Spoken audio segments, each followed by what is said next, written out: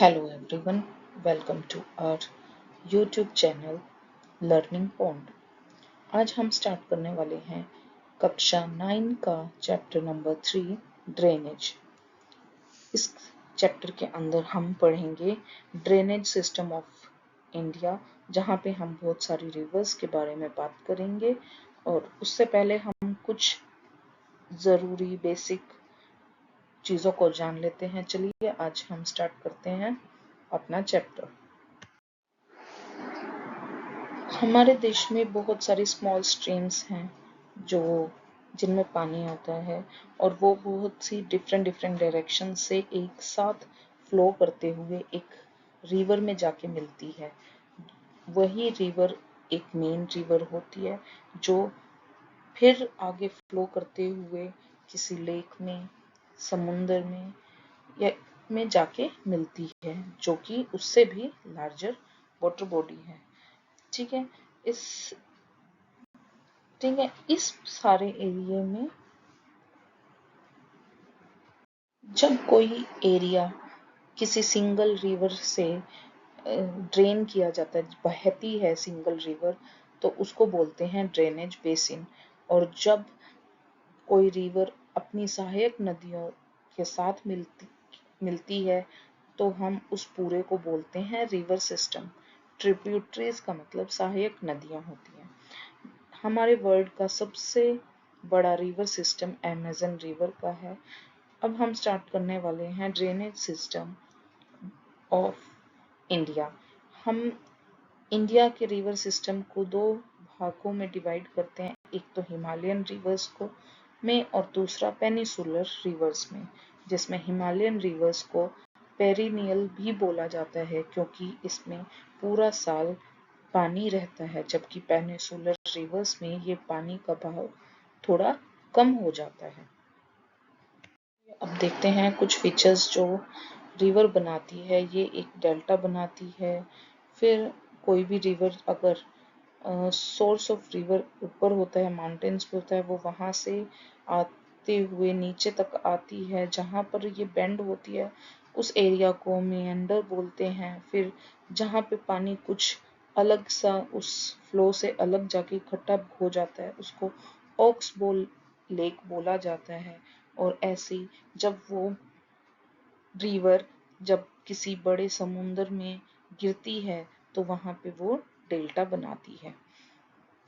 अब स्टार्ट करते हैं हम हिमालयन रिवर सिस्टम से। हिमालयन रिवर सिस्टम में दो मेजर रिवर्स हैं, एक इंदस है और दूसरी हमारी ब्रह्मपुत्र है, जो कि हमारे नॉर्थ माउंटेन रेंजेस से ओरिजिनेट होती है और ये बहुत माउंटेन्स को कट करते हुए वहां से गोराजेस बनाते हुए आती है। इसमें बहुत सारे इरोजनल एक्टिविटी होती है, मतलब ये सोइल को इरोज करती है और इसमें काफी भारी मात्रा में सिल्ट और सैंड मिलता है। ठीक है। इसका जो मिडल और लोअर कोर्स होता है, जैसा कि अभी मैंने बताया था, वो मिएंडर्स बनाता है, ऑक्सबो लेक्स बनाते हैं और इसमें कुछ डिपोजिशनल फीचर्स होते हैं इसके फ्लड प्लेन्स में। ठीक है। और ये डेल्टास भी बनाते हैं जब ये समुद्र में जाके गिरते हैं तब। इंदस रिवर बलिस्तान और गिलगित से होते हुए गुजरती है और ये एटोक माउंटेन्स से गुजरती है। इसके बाद सतलुज, बीज, रावी, चेनाब, झेलम नदियां इसको ज्वाइन करती हैं और ये मिथनकोट पाकिस्तान में एंटर करती है मिथनकोट से। अब इसके बाद क्या होता है कि ये इंदस मुड़ जाती है रिवर साउथवर्ड की तरफ और ये अरेबियन सी के अंदर मिल जाती है। इसको हम ये ईस्ट ऑफ कराची पड़ता है। ठीक है। और इंदस प्लेन क्या है, बहुत ही जेंटल स्लोप बनाता है। इसकी लेंथ 2900 किलोमीटर है। ये longest river in the world है। इस इंदस बेसिन में ये जो इंडस जो रिवर है, ये इंडिया के लद्दाख, जम्मू कश्मीर, हिमाचल प्रदेश और पंजाब से जाती है और फिर पाकिस्तान से जाती है। ठीक है, इसके ऊपर इंडस वाटर ट्रीटी भी हमने 1960 में बनाई गई है, जिसमें कि भारत सिर्फ इंडस रिवर का 20% पानी ही यूज कर सकता है अपने इरिगेशन इन पंजाब और हरियाणा के लिए, और कुछ पार्ट राजस्थान का जिसमें साउथ और वेस्ट का पार्ट आता है, उसके लिए सिर्फ 20% ऑफ टोटल वाटर यूज कर सकता है इंडिया। बांग्लादेश के बाद गंगा रिवर ब्रह्मपुत्र से मिल जाती है। इसके बाद यहाँ पे ये मेघना के नाम से जानी जाती है।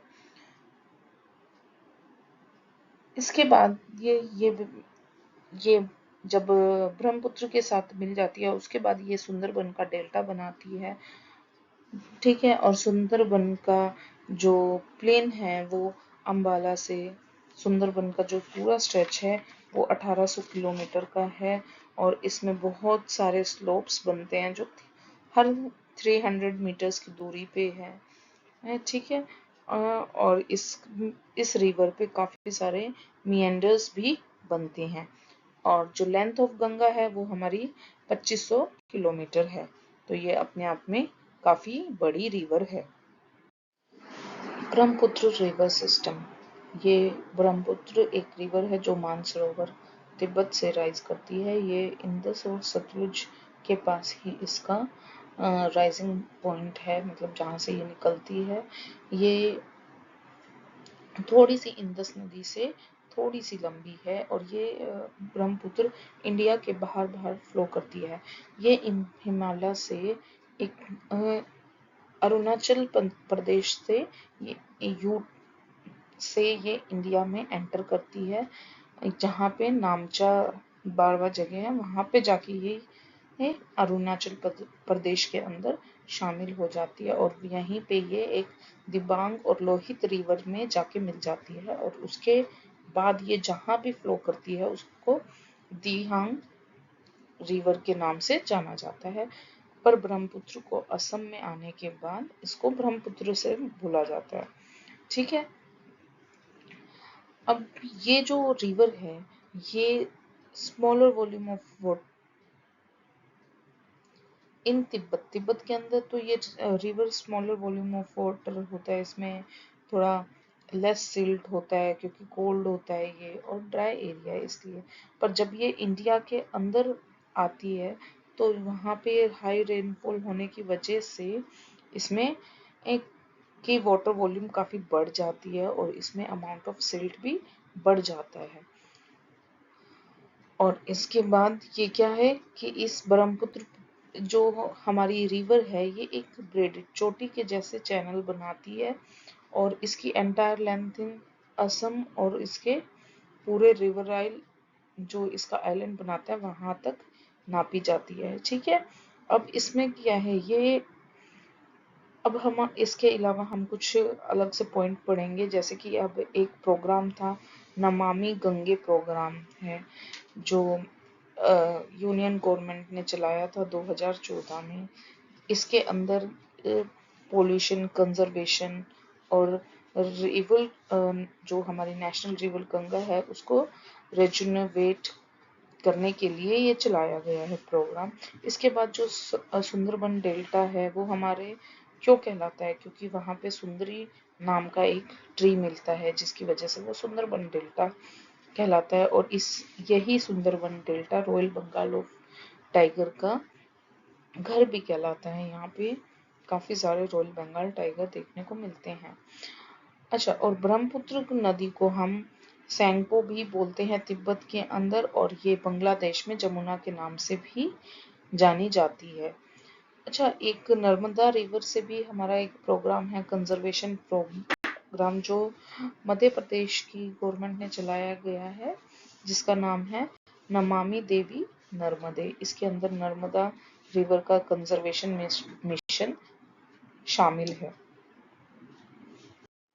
आप इस मैप के थ्रू भी भारत का रिवर सिस्टम समझ सकते हैं। इसमें आप देख सकते हैं कि कहाँ पे हमारा गंगा रिवर कहाँ से जा रही है, कैसे उसमें यमुना रिवर, घाघरा, गंडक, कोसी रिवर मिल रही है, फिर ये आगे जाके ब्रह्मपुत्र रिवर में मिल जाती है। इसी में हम नर्मदा, तापी का भी रिवर सिस्टम देख सकते हैं। आप हर एक रिवर सिस्टम को समझने के लिए कौन सी रिवर कहाँ से जा रही है, तो ये हम मैप के थ्रू समझना बहुत इजी होता है। आप अपनी वीडियो को पॉज करके इस मैप को काफ़ी अच्छे से समझ सकते हैं। Peninsular river system. Peninsular river system western Ghat पे बनता है। इसमें ये है नॉर्थ से साउथ की तरफ जाता है। इसमें जो मेजर रिवर हैं वो महानदी, गोदावरी, कृष्णा, कावेरी आती हैं। ये यूजुअली ईस्ट की तरफ बहती हैं और बे ऑफ बंगाल में मिलती हैं। ये रिवर अपने जो माउथ्स पे हैं डेल्टा काफ़ी बनाती हैं और इसमें काफ़ी स्मॉल स्ट्रीम्स, जो छोटी छोटी नहरें और नदियां हैं, वो फ्लो करती हैं वेस्टर्न घाट में। इनकी सबसे बड़ी जो रिवर है वो नर्मदा और तापी है, जो वेस्ट की तरफ फ्लो करता है। ध्यान दीजिएगा, बाकी सभी ईस्ट की तरफ फ्लो करती हैं, नर्मदा और तापी वेस्ट की तरफ फ्लो करती हैं। ठीक है, और ये कंपैरेटिवली जो रिवर हैं ये स्मॉलर इन साइज होती हैं और इनमें पानी की मात्रा भी थोड़ी कम पाई जाती है।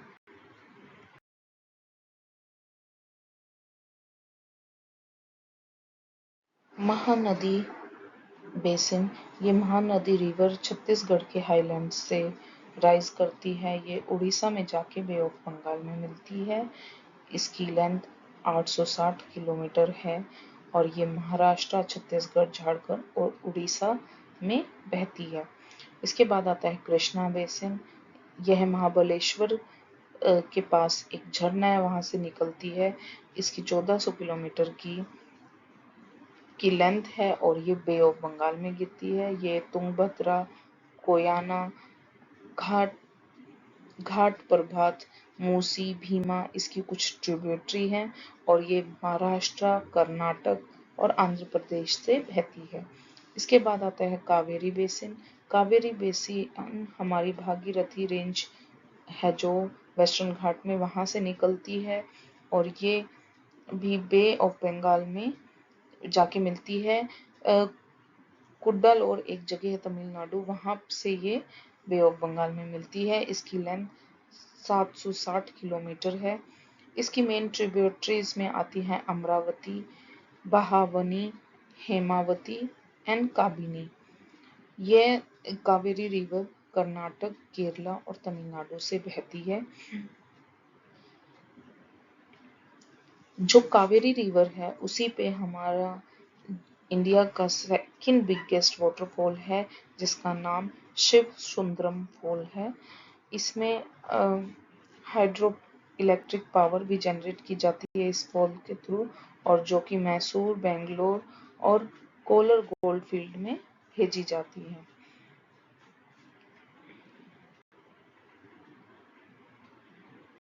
लेक्स। लेक्स कुछ परमानेंट होती हैं, ज़्यादातर परमानेंट ही होती हैं। इनमें जो वाटर होता है वो रेनी सीजन से आता है। कुछ में जो लेक्स होती हैं उनमें ग्लेशियर और आइस शीट्स की वजह से पानी आता है। कुछ ह्यूमन एक्टिविटीज से भी बनी होती हैं। ओके, और ये क्या होता है, कुछ जो लेक्स होते हैं, जैसे हमने ऑक्सबो लेक के बारे में पूछा था कि कोई मिएंडरिंग रिवर है और उससे कुछ कट ऑफ हो गया है कुछ वाटर और वो भी एक लेक बना लेता है। ठीक है, ऐसा भी होता है। ठीक है, इंडिया की कुछ लेक्स हमारी हैं, जिसमें चिल्का लेक, पुलिकट लेक और कोलेरू लेक आती है। ठीक है, इस